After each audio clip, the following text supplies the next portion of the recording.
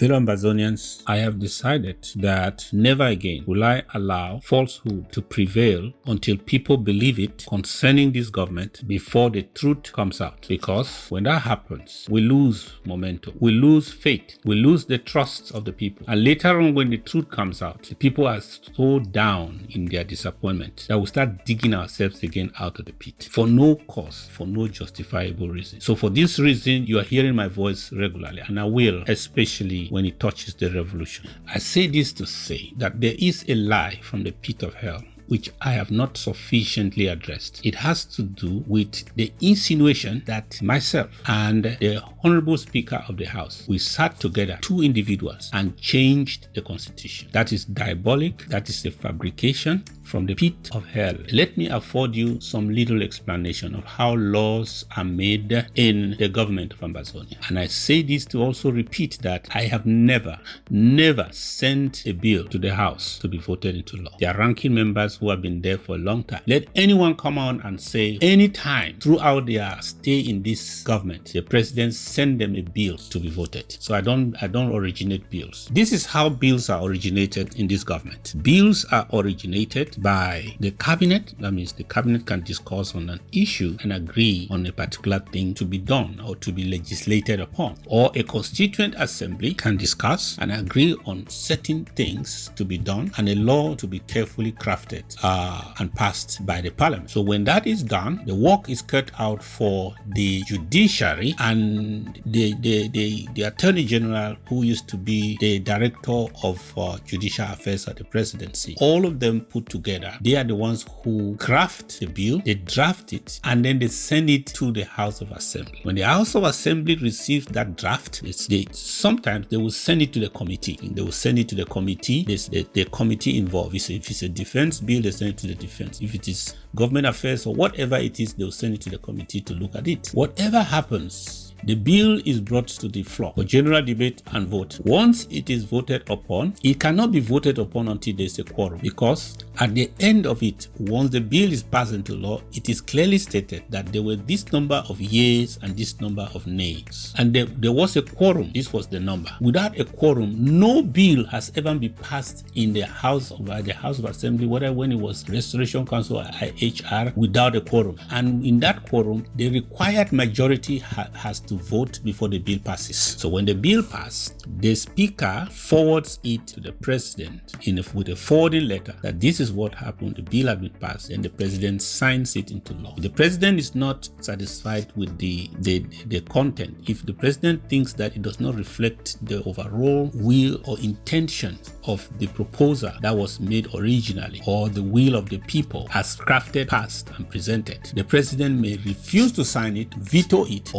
and send it back to be amended before it will come back to him for signature. Once the president deems that it is okay, he signs it, it becomes law. This is what happened with everything we have passed as law in Ambazonia. And this is what happened with every amendment, with every law, with everything we have passed in this government through the House of Assembly. If you know that this is what happens, and you allow this diabolic lie to spread that the president and the speaker of the house, two people, single-handedly sat down and changed the constitution. What kind of nonsense is that? What's your intention? What's the intention? What's the intention of crafting such a lie and spreading it everywhere as the truth? And you wish that it should just pass for the truth and people should believe it and see the government like what? And see me as the leader they can trust? Or are you indirectly telling them, don't trust this man? What's the intention? I'm just searching to find out what's the intention. I have never sent a bill to the House. That's not how it works. I will not send a draft bill, then they vote for it and send it back to me to sign. What kind of thing is that? I don't do that. I've never done so. Ask any member of this government in the cabinet.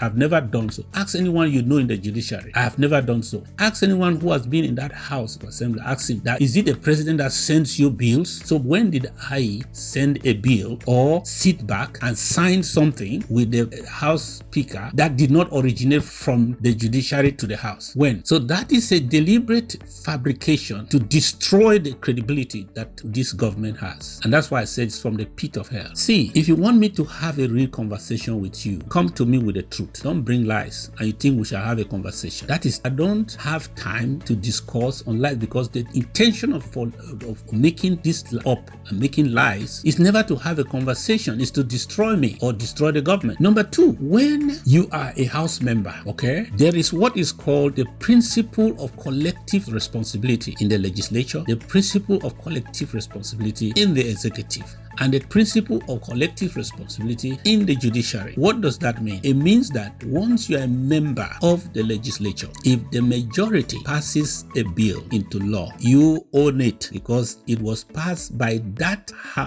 legislature that you were a member. You cannot say, because I was there, I'm among those who absented. Nice. I was amongst those that abstained. I was amongst those that voted no. Therefore, I am not part of that law. It doesn't happen like that. There's no way in the world that it happens like that. If the highest you can do is to abstain or vote no, but if it passes, you own it. That's the law of the land. And if the only hope you will have is to probably call the president that bill has been passed by the House, and for this reason, I'm urging you to veto it. But if the president deems it okay and did not veto it, you own it. You cannot go out there and start campaigning against the law that has been passed, following the due process, because the parliament has the rules. They have house rules that mandate how business has to be done within the house. If you have an objection that the rules were not followed and you have evidence, then you take it up accordingly. But you cannot protest against a law that is passed following the rules of the house. Whether you are happy with the law or not, that is what is basic in governance. The same thing if you're in the Supreme Court. There are 9 judges in the Supreme Court, or how many? If 5 of them pass a judgment and 4 dissented to the judgment, they will write their dissent, but that judgment will stand.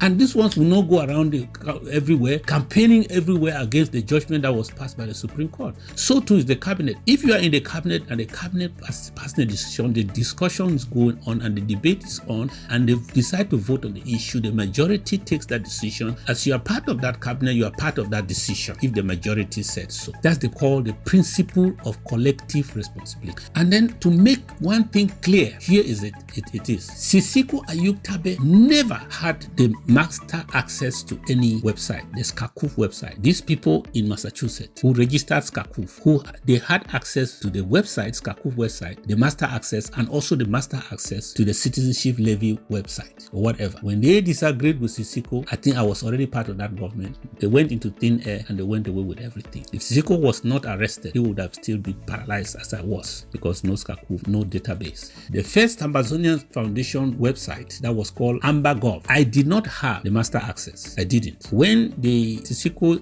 people left, Tabinyang and the other one, and the Elena Konji, and their webmaster, when they left with everything, because they had, I don't know amongst the 3 who had the master login, who was able to knock out everybody. So they knocked out everybody and they own it. I think it was one Roland Omini. They took it away. This last one, this other website called ambazoniagov.org, that the recent coup plotters took away, including our CID website. I don't know whether it was a Gear One or it was Richard Tengu or whoever that had those master login. They were able to knock out everybody, knocked out Chief Oben, knocked out everybody. Even the ABC was almost taken, because it's not the Richard. There was one Amba who was the webmaster. Among these 3 people, they know about the master login that was able to knock out Chief Oben, who was our only hope. That he had a certain access, but he did not have the master access, so they knocked him out. It was the same too with ABC. He was able, because he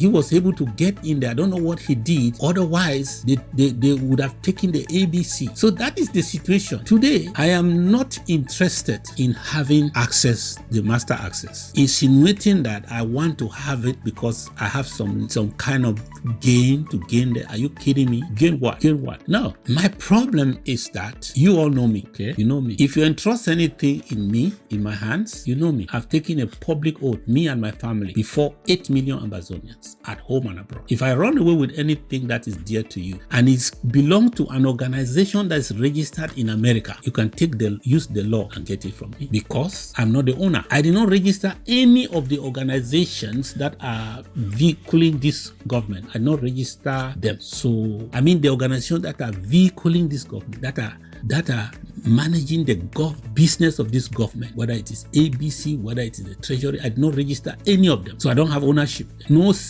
amount of ownership comes to me. So whatever you give me, I'm just custodian. Therefore, if I mess up with it, you can take it back. If you sue me, you make a resolution and you go to court, they will take it from me. So that's why giving me the master key risk nothing.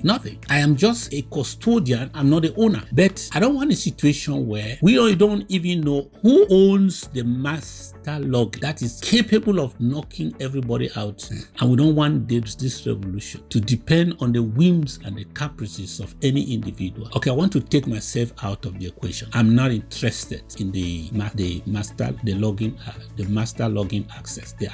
I'm not interested in having the master access. Somebody has it. Some people have it. Let those people come out before Ambazonians. Go to the institution. Go before the House of Assembly and go and tell them there. And when they invite you, please, you should come. It is the destiny of the nation. Go there and go and explain to them that you should be trusted. You are the one before Ambazonians, because I'm not interested in having the access. Please take me out of the equation. I am not interested. Even if it's in the constitution, I am not interested to have the access. The master login to the website. I'm not interested. Or give me anything, whether you want me to do anything on your behalf so that you think it will be secured. I am not interested. Those that are handling it right now, so to speak, go to the House of Assembly, go and present yourself before the representative of the people and tell them who you are. If they require you to go and sign papers with the judiciary so that they will know you as they know me, you can take that undertaking before Ambazonians. If they agree that you should do so, handle it.